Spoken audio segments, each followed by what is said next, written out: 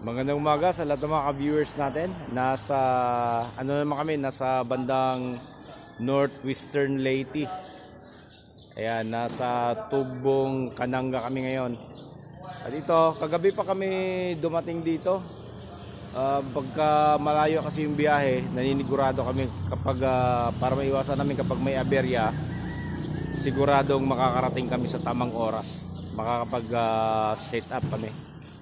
Ayun, kagabi tinapos namin hanggang alas 12 yung mga speakers, tapos ngayon yung ilaw naman.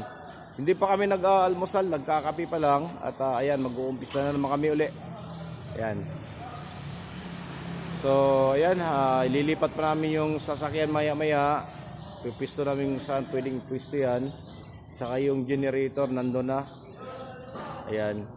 Saka yung sa likod ng speaker nandun yung poster kung saan nakalagay yung mga amplifier tsaka yung mga mixer. Ayan. So pagkatapos naming set up lahat ng mga ilaw tsaka sound check, so ililipat na namin itong mga sasakyan kapag wala na kaming kakailanganin, tsaka maisakay namin lahat ng mga boxes. Okay, so bibigyan ko na lang kayo ng update siguro maya maya. So ulitin ko para sa mga ka-viewers natin na gustong manood sit up namin ngayong araw na to,